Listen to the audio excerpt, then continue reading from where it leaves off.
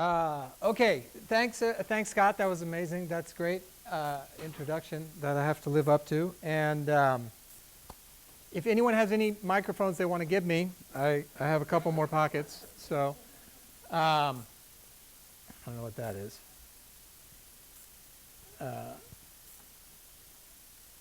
Okay. So yeah, like Scott said, it was perfectly put. So I won't repeat it, but you know, in a way, what I look at this as a kind of aspirational lecture. So you know, when schools call you to give a lecture, they often ask for the title, and I don't want to call it recent work, which is the best default title, but everything that's coming out about climate change, with what's going on in the world generally, it is a moment to rethink everything. And you know, the Anthropocene is the term for the epoch that our world is in, whereby human impact is actually creating a kind of geological condition, that man's impact on the planet is big enough to be up there with the Pleistocene or one of those other scenes. So that's why I called it this, but it's very heady. So it's also about the future of practice. And you know, I don't want to be the kind of guy that stands up here and tells you, you know, this is the future of practice. So I have a third title for the lecture, which is the future practice for WORKac, at least. So it's really just about us and what we're thinking through these days as we try to reinvent ourselves. So I thought through, you know, a number of things that are related to the future of our practice, where things that we think about as we work and as we design, but also things that I think point the way towards this future. So I have 5 different things that we're thinking about these days.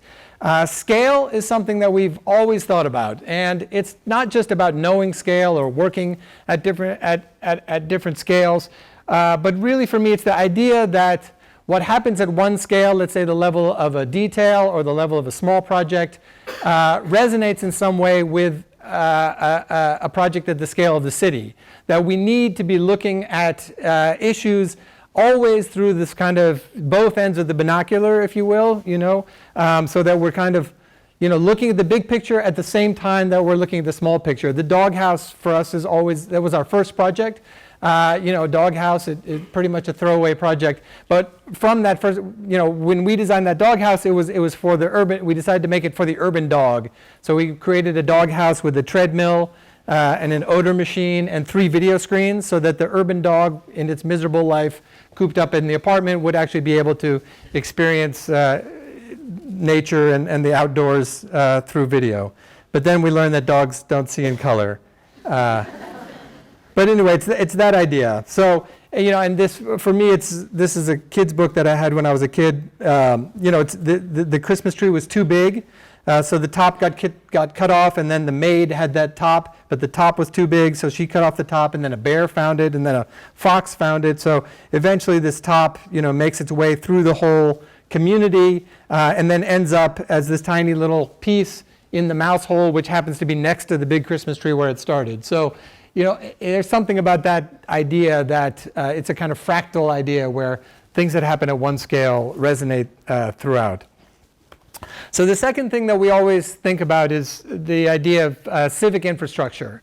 A lot of what architects used to think about and do has been co-opted by engineers and by technicians, by tech companies. I was at a cocktail party, somebody was telling me about prop tech, which is like property tech, which is basically ideas that architects have every day but get capitalized by Goldman Sachs for $2 billion now.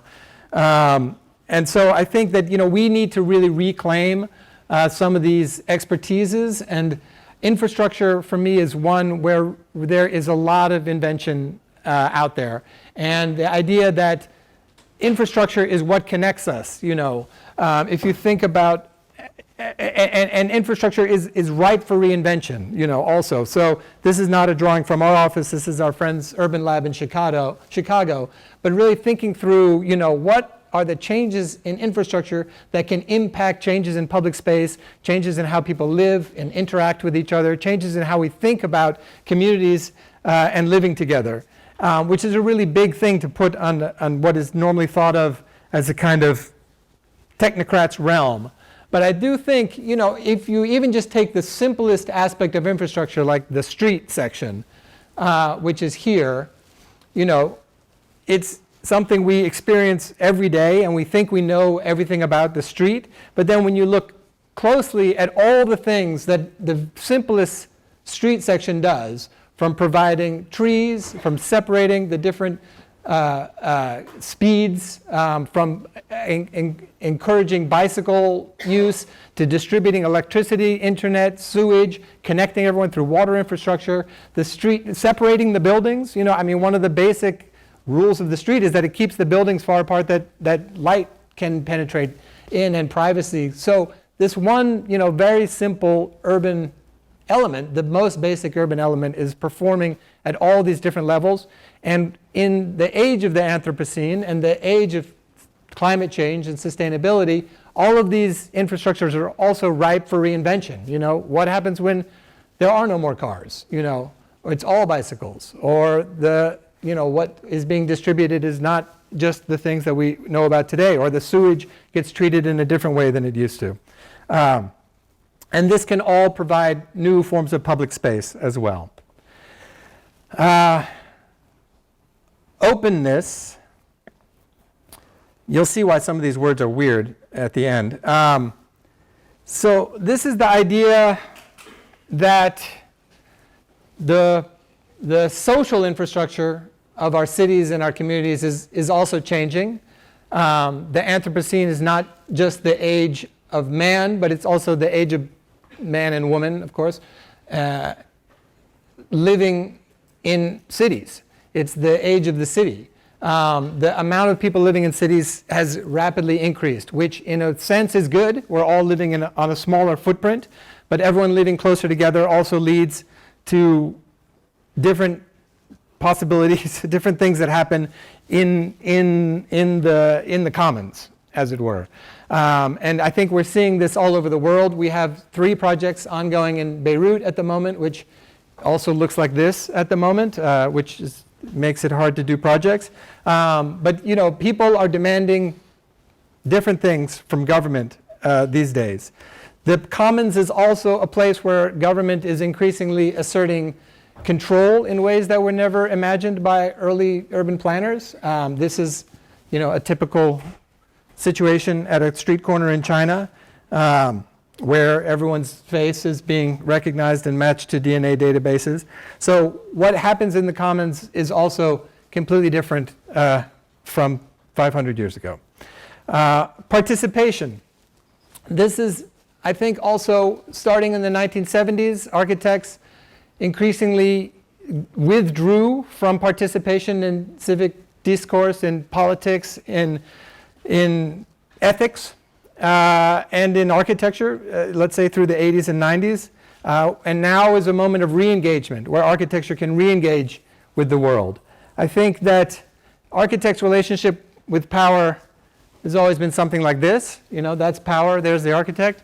We're completely dependent on power. We are in a position, it's very difficult as an architect to speak truth to power. You don't get heard, and you don't get a lot of work. So I think we have to balance a very fine ethical line.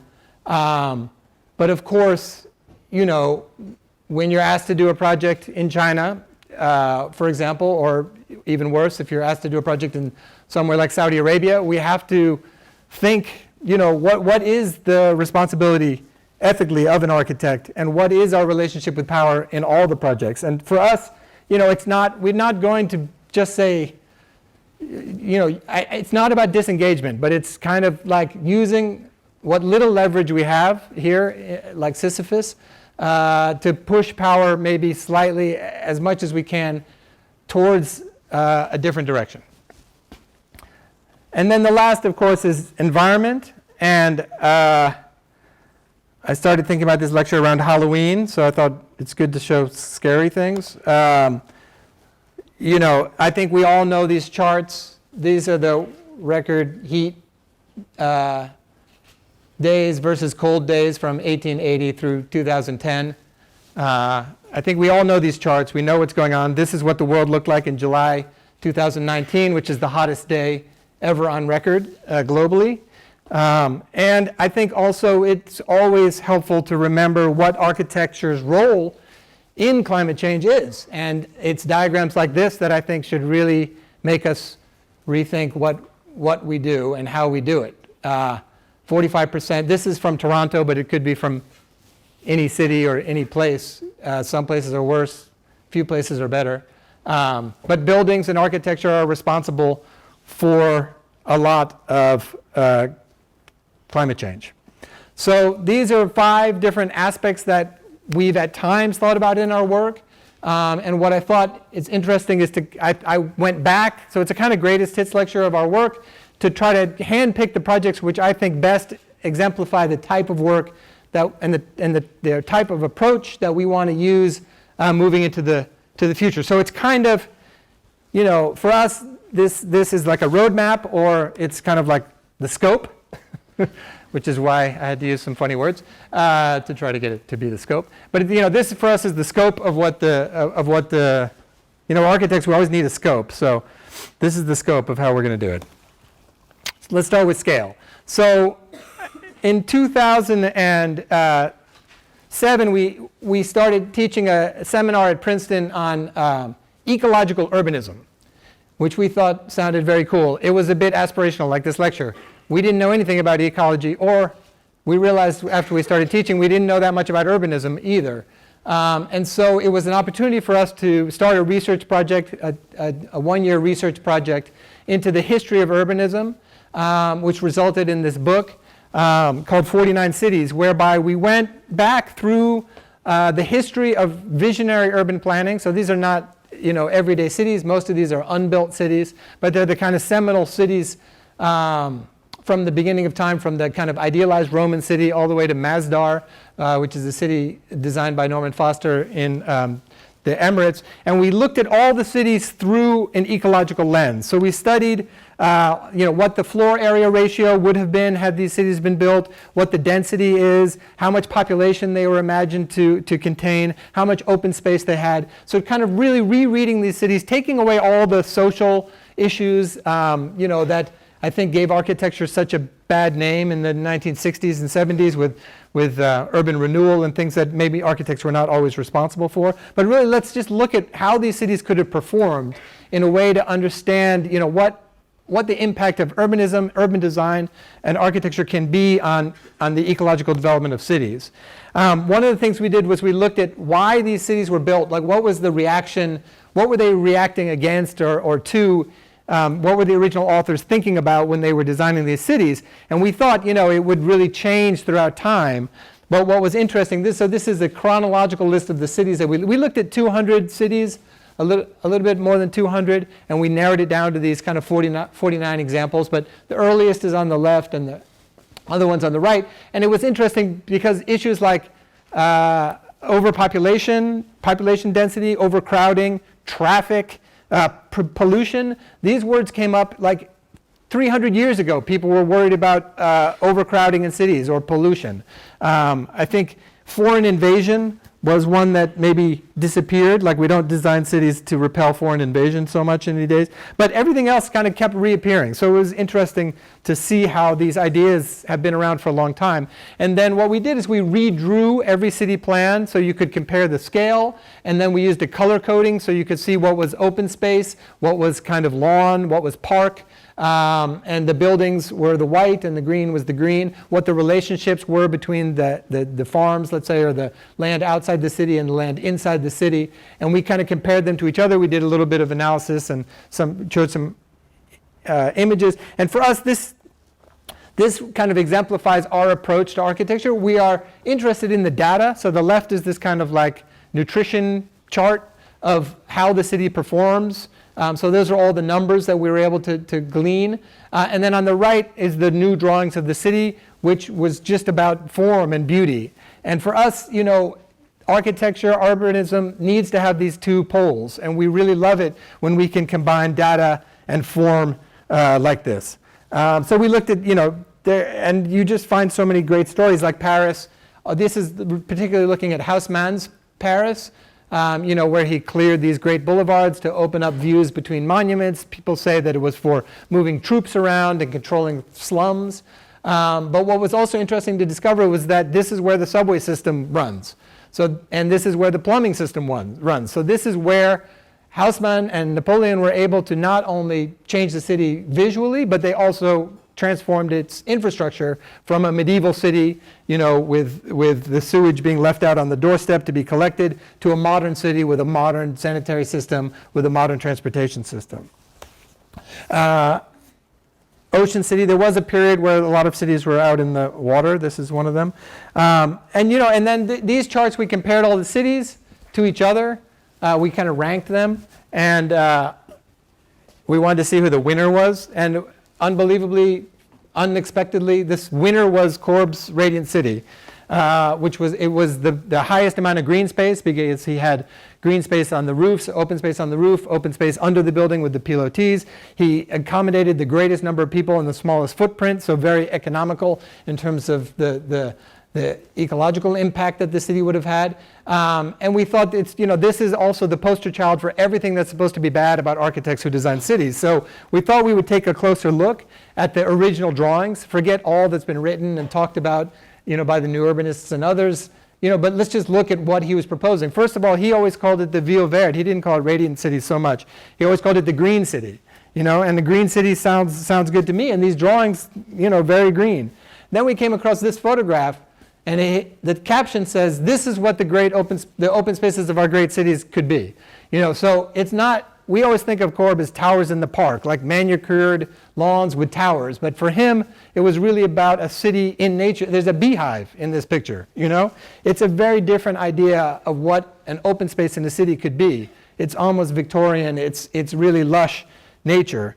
And then lastly, we discovered that everybody knows about Corb and sports. Like, he decided that modern man was going to go play sports. So you have all this. This is the residential area, which was not the towers. The residences were 3 stories tall, 50% open space and 50% apartment. So every apartment had a balcony the same size as the apartment. And then you had all these game fields, where you could play. But you also had these potagers, which were community gardens. So the idea was that every person living in the Radiant City would have 100 square meters, 1,000 square foot garden, and a farmer would tend to every 100 residences. And you would also be growing food in the middle of the city, which is something that was not discussed. So it's interesting to kind of explore how these early projects were already thinking about the relationship between city and nature in ways that maybe had been forgotten. So very inspirational for us. And in a way, we took a lot of what we learned about cities and then applied them to projects as small as, for example, a temporary pavilion for MoMA that we did in 2008. So just after we finished that research project, we were invited for the PS1 competition, where the program is for parties that they have throughout the summer. It's a temporary pavilion. The requirements are shade, seating, and water, something with water. So not a very sophisticated program. But other than that, it's completely open. And so we thought, since we had just done this study of cities, like, why don't we propose a tiny utopian piece of what a future civic infrastructure could be? So we decided on the urban farm. We were not farmers, although I did grow up in rural Rhode Island, which is like an oxymoron. But the closest we had gotten to dirt was dust, pretty much, in our apartment. But we decided to do an urban farm, and we decided to make it out of cardboard, so that at the end of the summer, when they were done partying under the pavilion, we could simply recycle the entire thing and turn it back into paper. It turned out to be one of the largest paper structures ever built. We convinced our engineers. We said, Shigeru Ban does this all the time. It's going to be fine. And then they found all these YouTube videos of Shigeru Ban putting steel tubes down the middle of his cardboard, and we couldn't afford the steel tubes. So ours is an all paper structure. And then the only CNC milling we did was the discs to hold up the plants. We grew 51 different types of fruits and vegetables all summer long, which were used at the cafe of the museum. So the top was this kind of urban farm, and then underneath was this kind of idea of party infrastructure. So it was kind of civic infrastructure combined with party infrastructure, seating. It was all off-grid. We installed solar panels and solar batteries to run the pumps, to do phone charging stations. People could leave their phones to charge, and then they would come back. They'd have a lot of great pictures of other people's friends on their phones. Places to sit, places to hang out, to get shade. We had herbs growing with fans that blew the smell of the herbs down around, so it had a smell component as well. So it was really like a functioning piece of infrastructure that also created new forms of public space and new ways to interact in the city. We built it ourselves. This shows the irrigation lines. The paper company said, two things. One, don't ever tell people the name of our company because we don't want to be associated with this. So I never say sonotube, ever. And and the second was they said, just make sure you don't get the paper wet. And we said, we're only putting 600 gallons of water in there every day, so it should be fine. It was a 35 feet high structure. It stayed up. It won more structural engineering awards than architecture awards. And this is what it looks like with 7,000 people. So that's how we look at scale, looking at both, these incredible visionary urban plans for millions of people or a temporary pavilion, and in a way learning, taking things that we know about one scale and applying them at another. So civic infrastructure, we were then invited again by MoMA, since the paper structure hadn't fallen down, to think about the future of the suburbs. And prior to this, we had done this study of the suburbs where we decided that you could turn New Jersey into farmland by moving everybody in New Jersey into Newark, and having a city as big as Manhattan and as dense as Manhattan next to Manhattan, and then provide all the food simply by farming New Jersey. That was our idea of what the suburbs could become, but that was not the idea of what the suburbs wanted to become, I think. So, and MoMA didn't want to do that. So for this project, we thought, let's go back to the beginning of the suburbs. This was also in our research, how did this idea of the suburbs come about? And this is Ebenezer Howard's great diagram from 1902, where he was really the first one to kind of theorize the suburbs. He said the city at the turn of the century is a very polluted, very industrial place, very difficult living, lots of poverty, lots of pollution, not a great place. But he also said the countryside at the turn of the century was also not a great place. People had to work really, really hard just to make enough food to eat. Also a lot of poverty, also a lot of disease, also not a great place. So he said, the people in the middle, where will they go? And he came up with this idea of the town country, which would be amazing. It would be the best of all worlds. You would have low rents and low prices and field for enterprise. You would have no sweating. So it was going to be great. And of course, as we know, the suburbs are not great. So we were given this site in Kaiser, Oregon. Oregon is an amazing state. Every municipality is bounded by an urban growth boundary. And you can really see it in satellite images. The line between the city and the countryside is very distinct, and that is the urban growth boundary. Kaiser, which is a suburb of Salem, which is the capital, if you had been in fourth grade and paid attention, you would know. Kaiser was expanding. So they said, we're going to get 14,000 new people. So their proposal was the red. Let's expand the urban growth boundary so we can accommodate all these people in new suburbs, which is, of course, not the idea of the urban growth boundary. The idea is you don't do that. So we thought we would take this idea of 14,000 new people and put it on this site, which was what do you call it? It's like an outlet mall. This is what it looked like. So we thought, let's just take this site that nobody's using, nobody really likes, and put 14,000 people there and really think through whether it's possible to create the town country, to create a place that has all the advantages of the city, all the beauty of the countryside in one place. So this is what we came up with, and it's this kind of idea of this kind of urban piers into this completely natural wooded and outdoor environment. So that in the end you had what was 5 times a typical density of a typical suburb, but you also have 3 times the amount of open space you have in a typical suburb. So it's both much more dense and urban and much more natural and wild in a way. So this is the project that we determined. So in between those piers, we worked with a landscape ecologist. So this project, we worked with landscape ecologists, we worked with urban planners, we worked with amazing civil engineers and sustainability consultants. We also worked with people to kind of calculate all the costs, government experts, local law experts, to try to really make this as realistic as possible. Everything from the finances to the legal framework, to how the property would be owned and maintained. And with the landscape ecologist, it was great, because we basically researched what was deep under the parking lots of the mall, what this land would have been like before people settled Salem and Kaiser, and to recreate, this kind of forests and to create the ability for animals also to move throughout unimpeded through the zone. So you have this kind of, and then to create on the other side incredible density, obviously. So and to create new typologies. In the suburbs, there's really only one typology of building.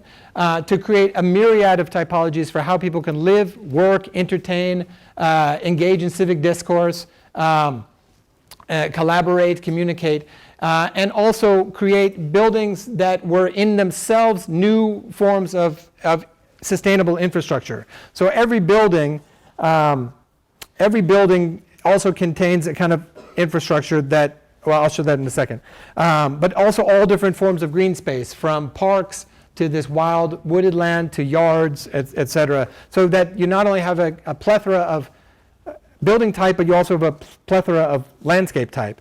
And then this is the diagram of the infrastructure. The idea is that each of the large buildings would perform one little piece of sustainable infrastructure, which would then interact with other buildings, so that it was not only a new vision for community in terms of how people interact, but the buildings itself, in order for the community to function, the buildings themselves also contributed to each other. So, for example, we would design, and then we would take the infrastructure and use that as inspiration for the design of the building. So, for the sewage treatment plant, this is a natural water filtration system called a living machine, which has a kind of a black water treatment, which would be underground and indoors. But then the next 2 phases of water treatment, the water can actually be outside. You can raise fish in the water, which will help clean it. And so it's this kind of series of pools which then form this kind of ribbon typology of buildings around the infrastructure.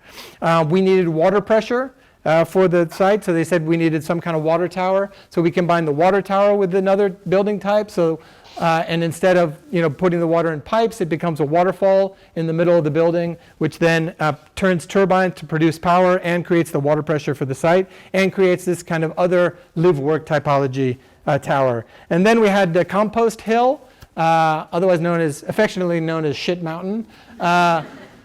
But it was really for vegetable compost. So all compost, food scraps, et cetera, will be brought here. Compost can turn into methane. Methane can be used in another building to be used in a fuel cell to provide power for the city. The only outcome of the methane production is heat. So we have pools at the top which are heated year-round for the community. And you need this kind of dome, and then the dome creates this kind of spiraling series of houses around the outside and these kind of public space. So there's a spiral of a public walk, which gets you up to the public pools, and then a second spiral of private yards, and then every building is a duplex with access to both. And then here you see how the building, the piers, so the streets are continuous urbanism, and then the bridges, so if you're walking through the city on the bridges, you think you're in a normal city urban infrastructure, although the landscape is completely passing underneath you to provide, so you have continuous urbanism and continuous landscape. We also worked with an ad agency who did ads for the new community, which we showed at MoMA. So these are a couple of the ads.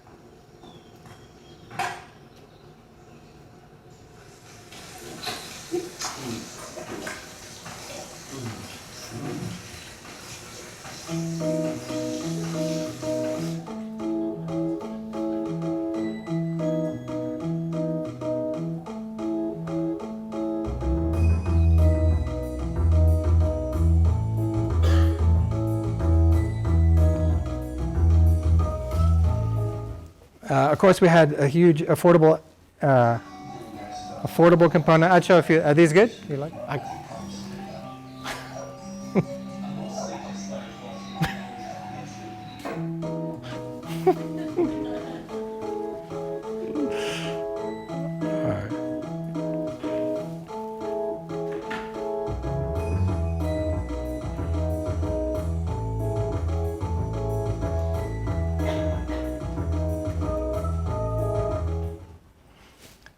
So that's civic infrastructure. Openness is about public space. For us, it's about public space. It's about reinventing the commons, and specifically, I think, rethinking what open space means as cities become bigger and bigger and bigger and more dense. I think throughout the history of cities, public space, the true public space, has only been imagined in 2 dimensions, right? You can't have vertical public space. And one of the things that we're really interested in is, what happens when you have so many people that you just simply can't only have public space on the ground level. And can we create a vertical public space? So this is the garage project that Scott mentioned. It's in Miami. We were asked, it's not even a parking garage. It's actually the skin of the parking garage. Someone else did the parking garage. We were asked to come and make the parking garage pretty. Parking garages in general is a kind of a shallow program to work with, not much there.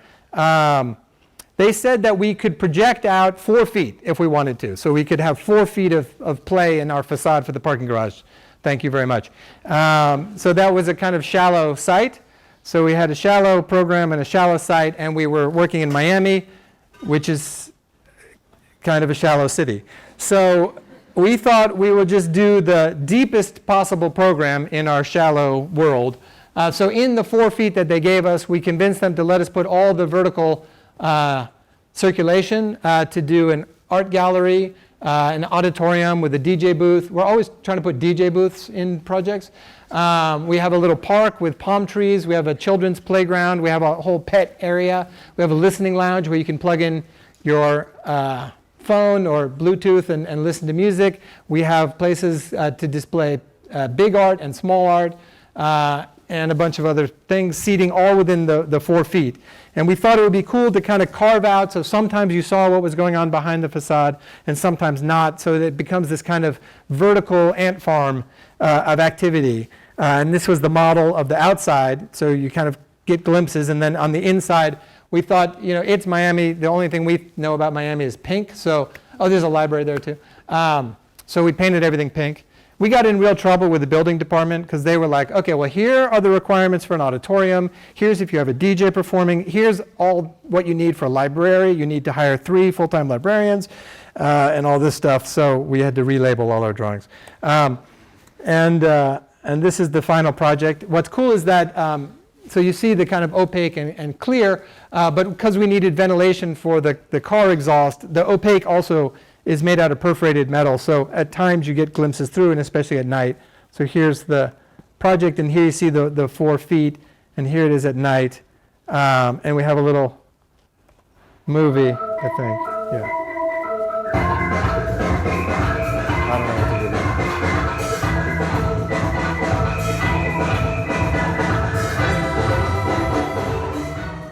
Sorry.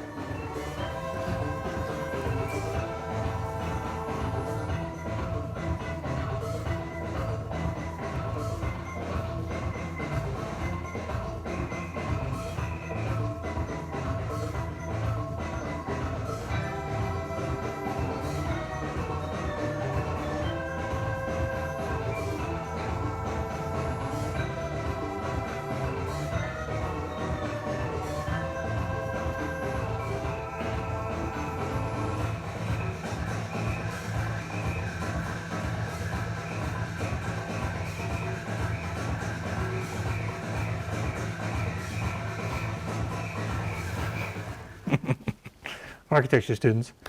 And then at a different scale, this is our Beirut Museum of Art project, which takes that idea of vertical public space and I think takes it maybe to the next level. So the idea is that this is a museum where we looked at it was a competition, and we looked at the program with museum experts and realized that there was probably about 20% too many galleries for what the back of house spaces were, and the budget. And so what we proposed is taking those galleries, 20% of the galleries, and actually making them more like a sculpture garden, an outdoor series of project rooms and open spaces that wouldn't have to be climate controlled. And to put those, what's great about museums, they are true public institutions, but oftentimes they are very blank because you don't want a lot of windows in your museum. So the idea is we put those 20% of the galleries around the outside of the building, creating all different types of scale and space, and then to connect all of them with a walkway so that you can also meander and experience the building from the outside. You can kind of just walk up to the cafe at the top or walk back down, or you can use that as the kind of slower connection, not the elevators, from gallery to gallery as you go up through the floors of the building.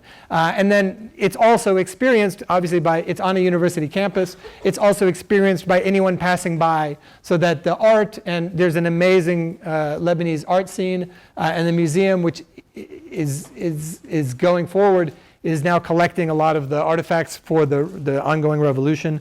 So it's a very active, engaged community, but there's not a lot of cultural projects, and there's not a lot of open space. So this creates a whole plethora of open space. There's also planting and things like that. And then inside, it's a very straightforward stacked series of box galleries. So you see here, you have two big galleries that can be combined or can be separate, ringed with all these smaller galleries that create this kind of catalog of different spaces and this kind of almost like a cityscape on the outside of the building. And here's the path that you would take as you meander through the building. Or you can also kind of, as I said, use it as the circulation from one gallery to the next.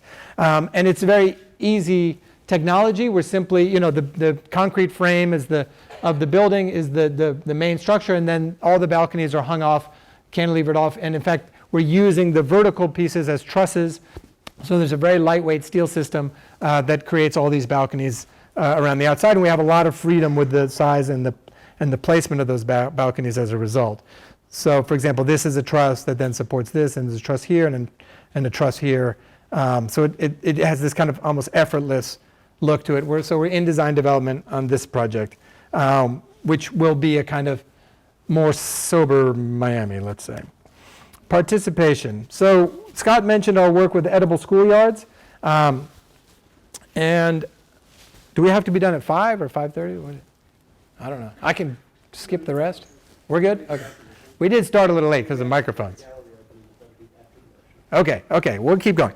The edible schoolyard projects, literally someone came to the PS1, the urban farm, and said, I'm on the board of this foundation in San Francisco that creates organic gardens and organic cooking for public schools in Berkeley, California, and we want to bring this to New York. Would you guys work with us on it? And I was like, yeah, we were very excited because we were able to use everything we had just learned at PS1 and apply it to a real institution, a permanent structure in the city. So we were like, okay, let's meet the people who are involved in this. And the guy was like, well, it's me and you guys, so that's 3 of us. And he's like, and I have the principal of a school who seems interested. So we're like, okay, well, let's go meet the principal. So out of that group of the 3 of us plus the principal is now an enormous undertaking that is in more than 100 schools in New York City. And we are in the process of building one kind of major project in each of the 5 boroughs, which has been fully funded by the city council. So it's become, and every chef in New York City participates in the benefits, and it's just an incredible thing to see this thing go from one incredible guy, by the way, I mean, just lots of energy, into this system. And I think, and it has an amazing impact on the children. So it doesn't change what they learn. What it does is change how they learn it. And we're putting these in places with high obesity rates, high rates of diabetes, places that have less green space than the rest of New York City. So it's also providing something completely new for this community. And what it does is combine math, science, art, whatever they're studying with growing and cooking food. So if you're studying math, you're measuring out, you do a thing about measuring. If it's science, about how water boils, they're studying Native Americans in history class. So then they cook what the Native Americans on Manhattan would have cooked. So it's all integrated with the curriculum.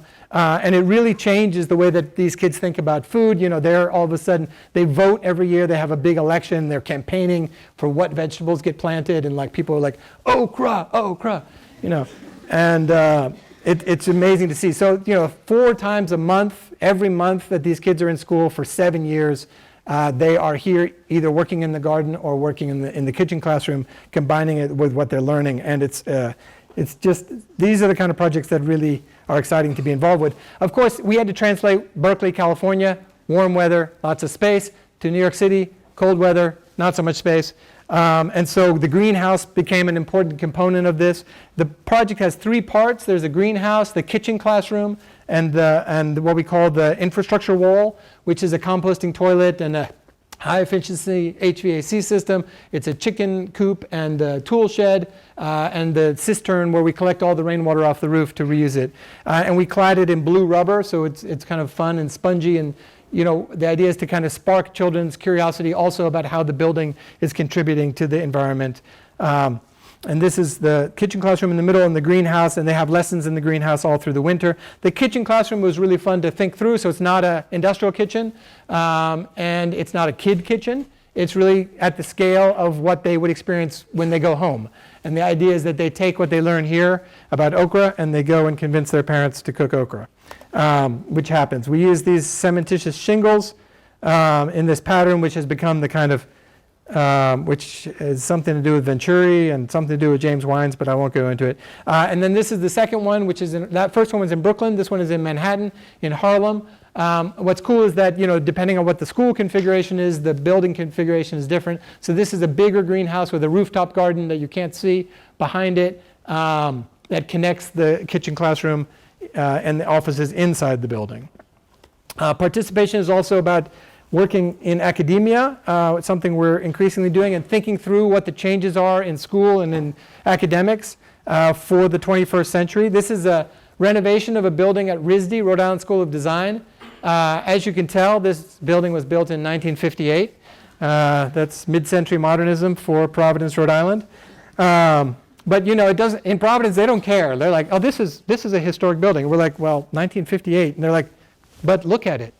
It's a historic building. You have to treat it the same that you do the courthouse across the street from like 1810. So anyway, that's a historic building.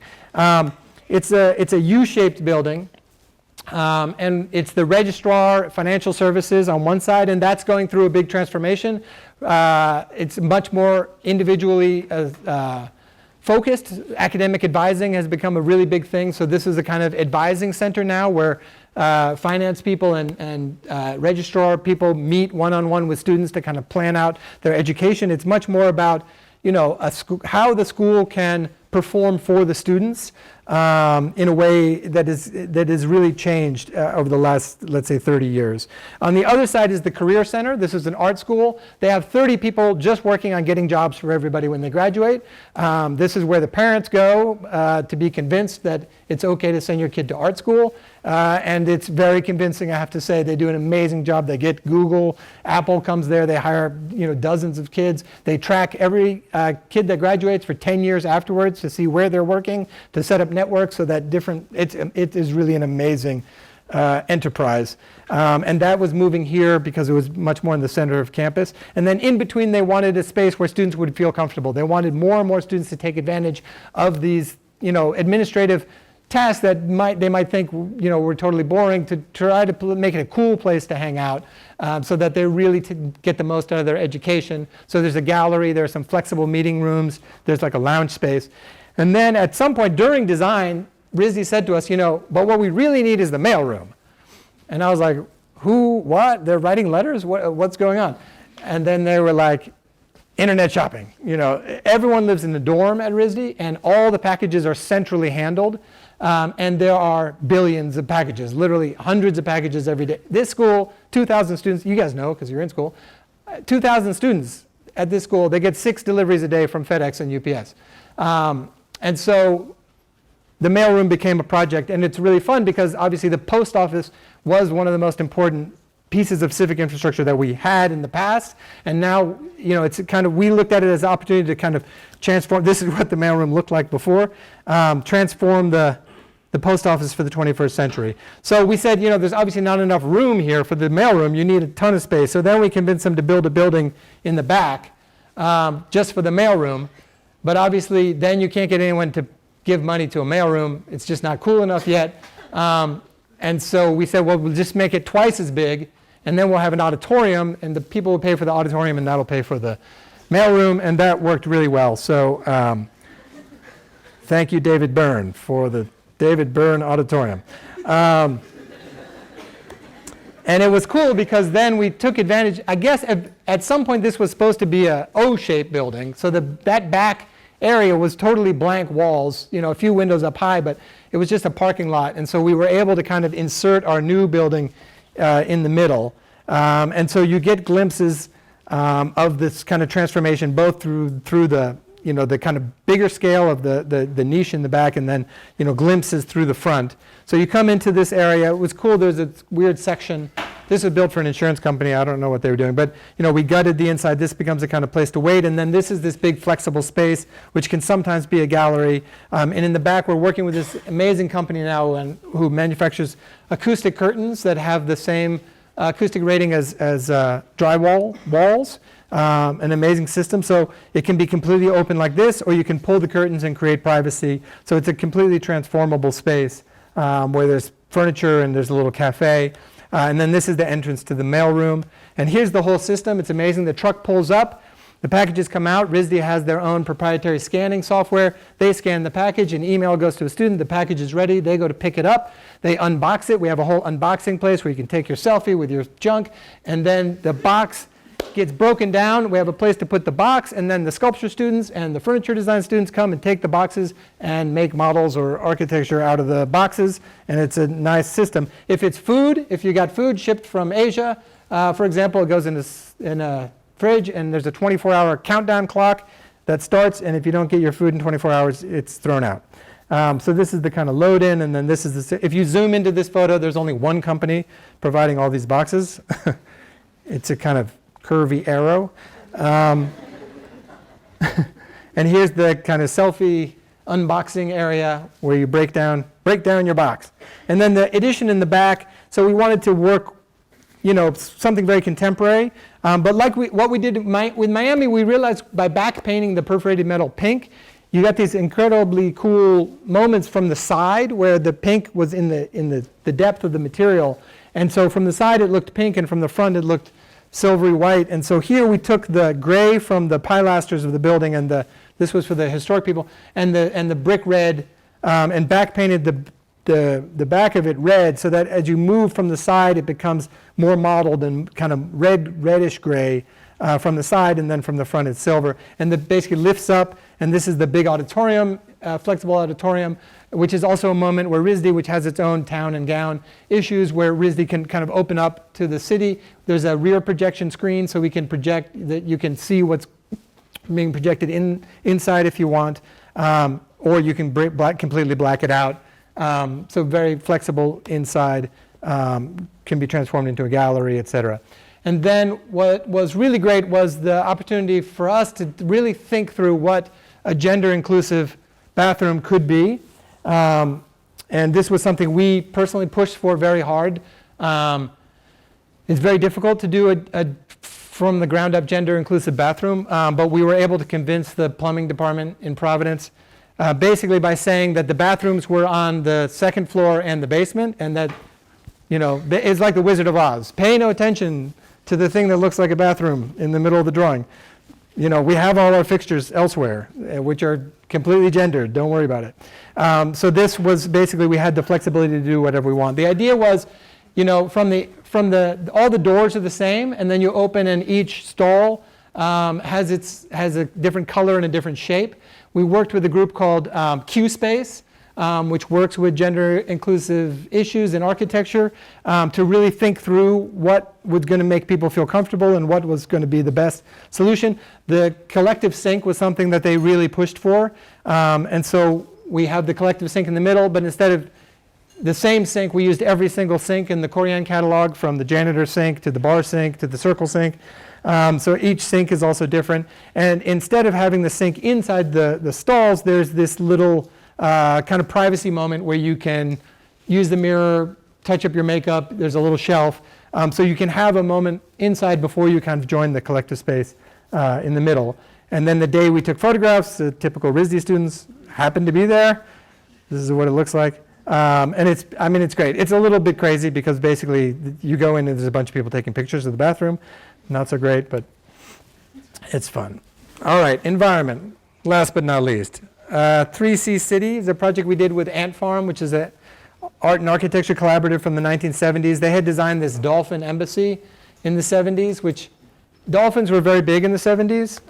And there was an idea that dolphins would be able to communicate with people, and the dolphins could drive this boat by hooking up their brains to electrodes. And it was fun to work with people like this. And then, so Ant Farm had they had a project with aerosol cans where they were collecting aerosol cans. They were always really concerned with the environment. They collected aerosol cans when they were being banned.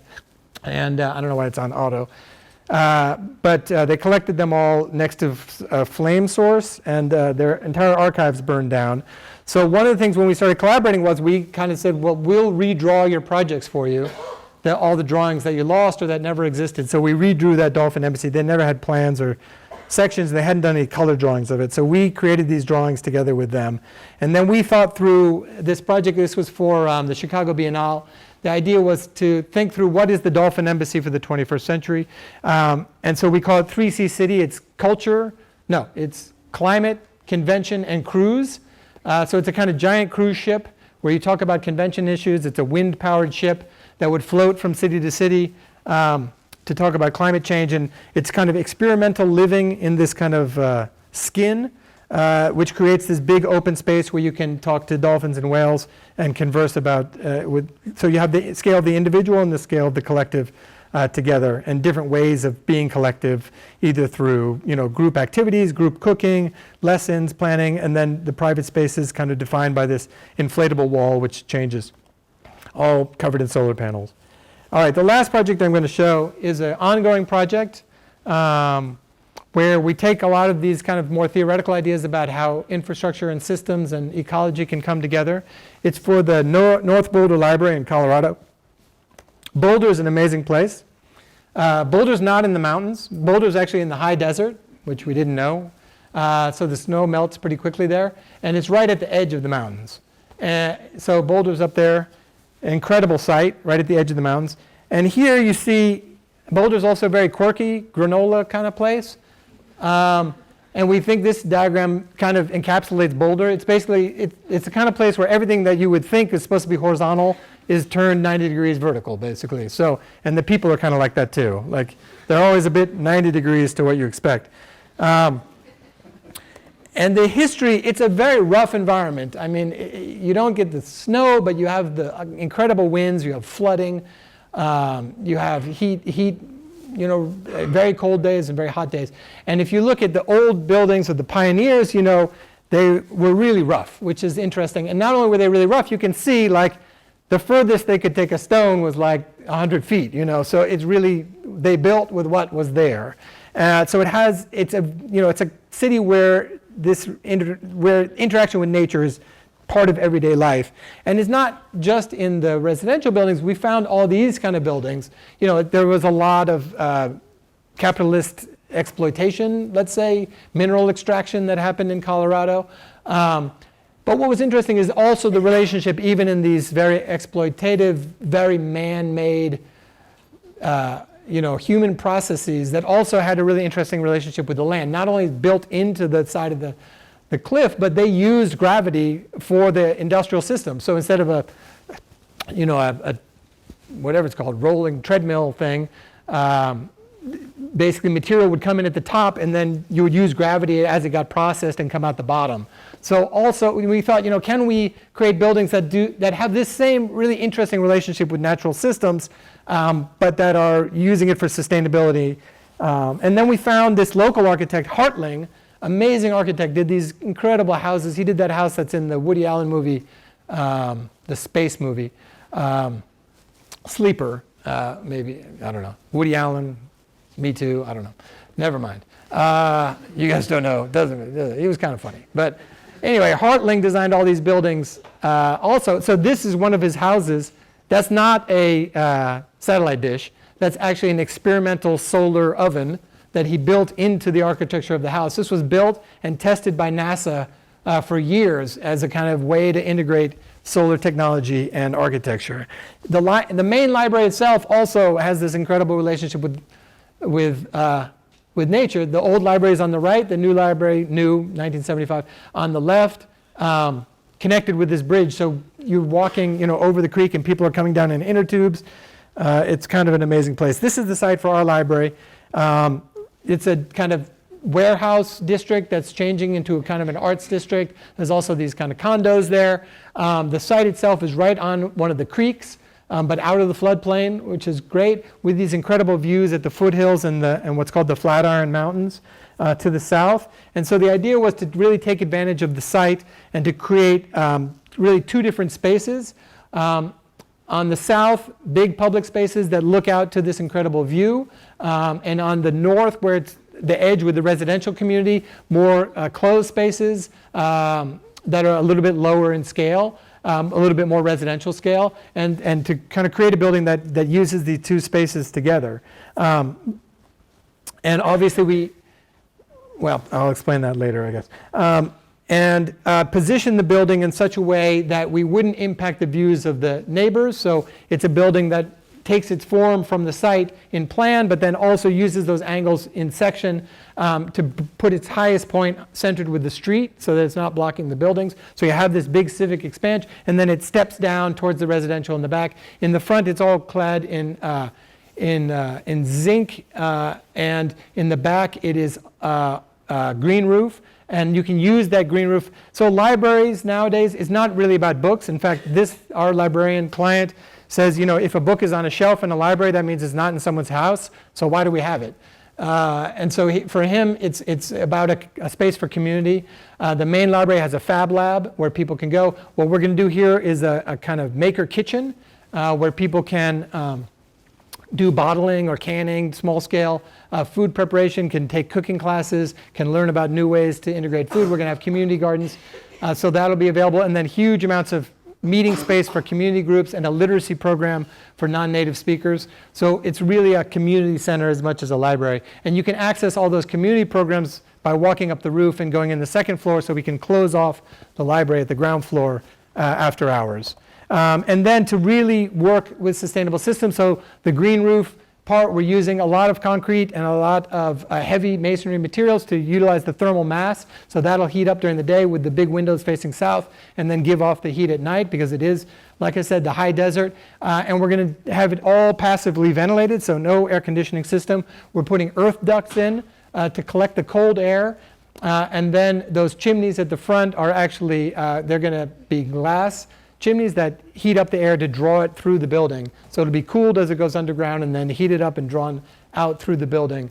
And what we're trying to do is make all these systems visible so people can see them. So this will be net zero. Hopefully, we're going to work on the embodied energy as well. It has photovoltaics on the roof. The idea is that the building and nature and sustainability kind of all interact together.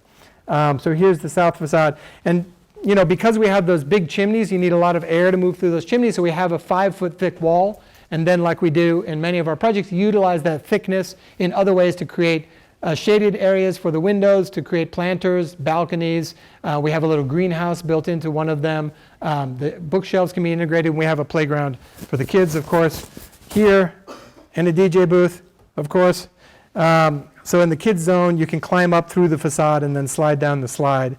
So this is what the model looks like. Here you see how it steps down to the back and how it's integrated into the landscape.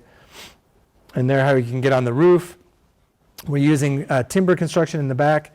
And that's that project. That's it. Thank you.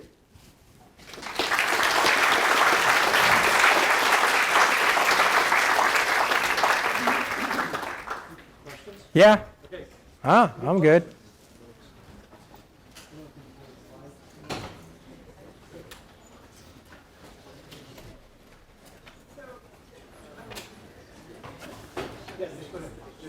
Yeah. So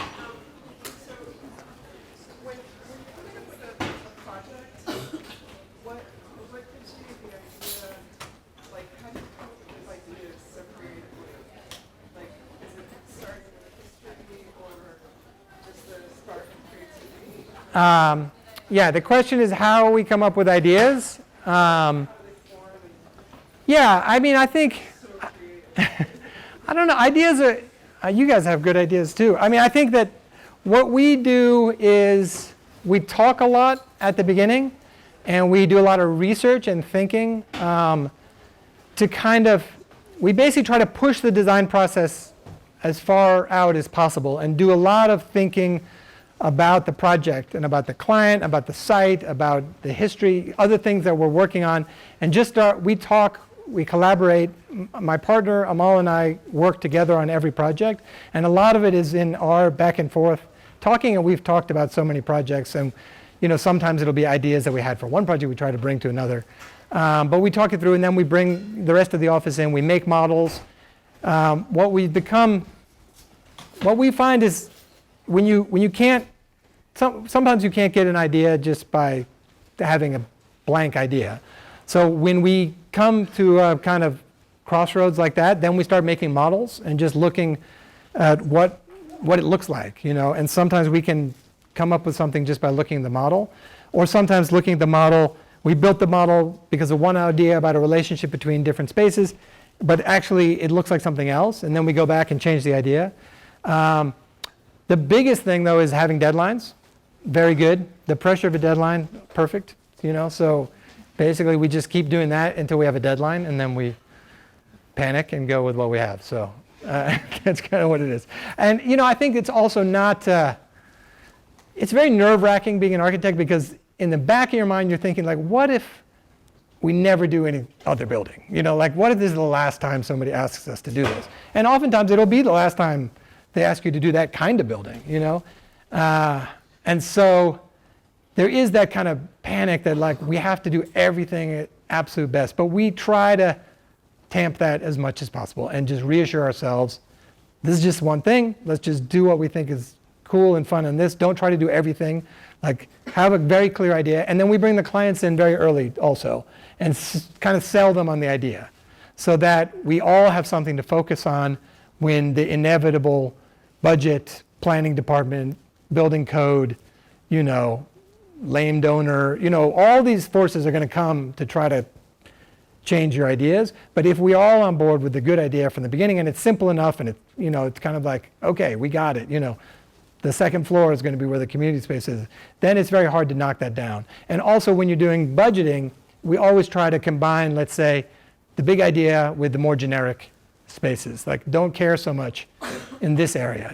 We can just do a concrete floor there, and it'll be cool, so that we can focus our efforts where it's going to have the biggest impact, either on people's experiences or the way the building functions, or the space, or So I don't know. It's hard to totally explain. Experience. The cool thing about architecture is I have this slide that compares Frank Gehry to Nirvana, the guy's name, I can't remember.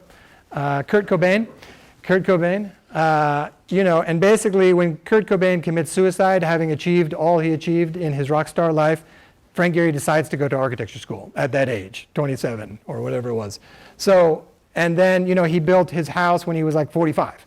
And he did Bilbao when he was 60. So unlike a rock star, we have lots of time. So, that you can kind of convince yourself that you're going to be a great architect all the way till you have grandchildren. And at that point, who cares? You just go home and retire. So that's the cool thing about it. It's hard to say to students. But for me, it's kind of liberating. I mean, it's great to be a young architect at 45, nobody calls a young rock star at 45, that's for sure. Thank you so much for presenting. This was fantastic. It was very, very, very fun.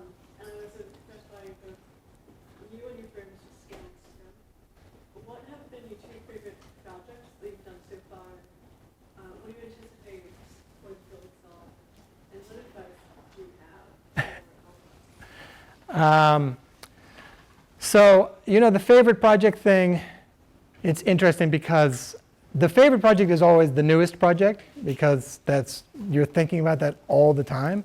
But sometimes I show the doghouse, but honestly, that's our first project, and we still love it. It's still, in a way, our favorite project because in that tiny little stupid project that never got built is all these ideas about what it's like to be in a city, what it's like to be in the nature, what it's like to use technology to kind of, that don't be so precious about nature. Like nature can be on a video screen, it's okay. To think big even though you're working small. So to think about animals and non-humans and what their role in the world is. So that remains one of our favorite projects. I think PS1 was another moment. Up until PS1, we organized our career on 5-year plans. The first plan was called Say Yes to Everything because we had just come out of OMA. We didn't know what we were going to do as architects. We were totally brainwashed by REM and we didn't know who we were. It was fun though. And so we said, we can either be ivory tower academics and just do competitions and work our style out like that, or we can just go out in the world and just do whatever and work it out like that. So we said, okay, we're going to be called Work. We're going to do the work. We're going to say yes to everything. Give us your doghouse. Give us your bathroom. For 5 years, we did that. What was funny was at year 1, somebody asked us to teach, and then and now I'm also dean, and I teach all the time. And so we're probably more ivory tower people than the other, but whatever. But PS1 was the first moment where we were not just responding to stimuli, where we were able to say, this is what we're interested in, and we're going to build it, because we have this opportunity. So for us, that's also a favorite project. So the advice is, do that, basically. The advice is, it's kind of like what I was saying before. I don't think, architects get very worried about things, We try not to worry about things. Yeah. Describe how you did your book. Because it's I think the whole idea of how you design, how the process. Yeah. The way you guys did the book. Right. The book. Just talk about the title a little bit. The title of the book is "We'll Get There When We Cross That Bridge," which is something that Amal's not a native English speaker. She speaks perfectly well, but sometimes she says things like, "We'll get there when we cross that bridge," which is not the correct thing to say. But she said it, and we were like, well, that's an amazing thing to say. So we called our book, "We'll Get There When We Cross That Bridge," instead of "We'll Cross That Bridge When We Get There."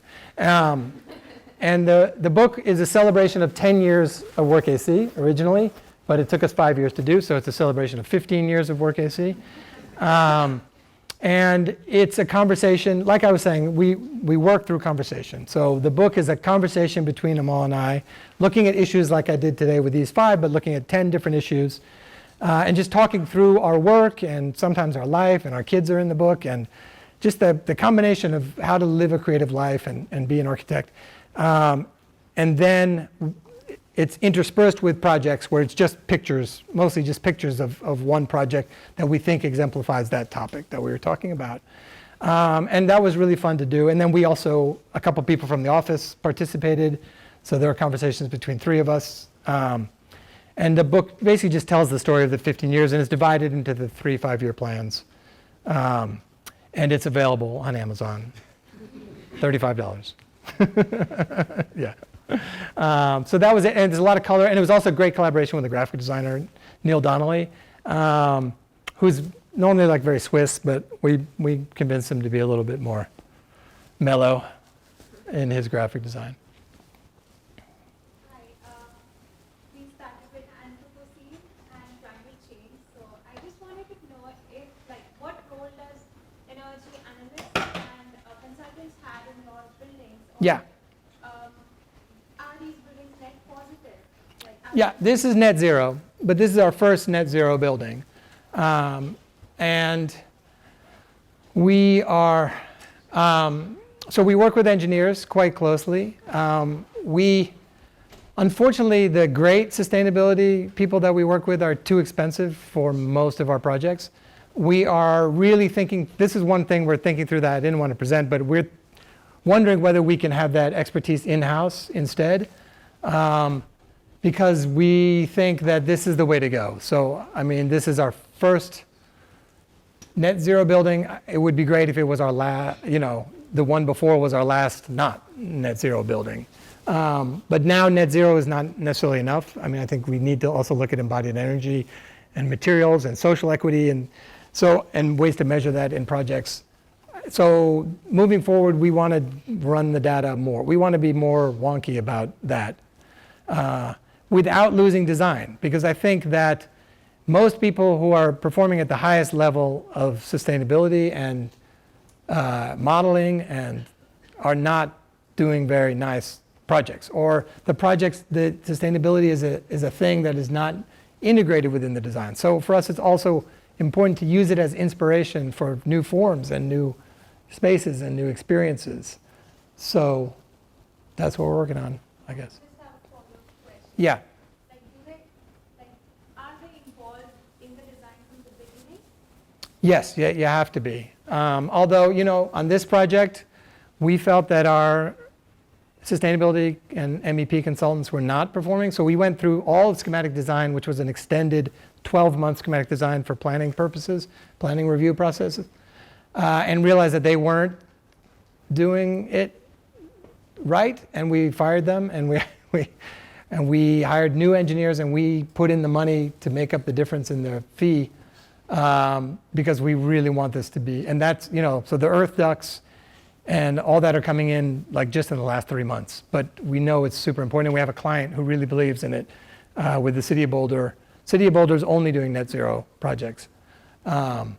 So even though the engineers were involved at the beginning, we lost sight of it at some point, and we had to recalibrate. And it's a little bit difficult, but we're kind of going backwards now a little bit. But it's best if they are. Yeah. Okay, one more question. Yeah. How do you find clients that care about net positive, net zero? More and more, it's a given. I think especially at the civic scale.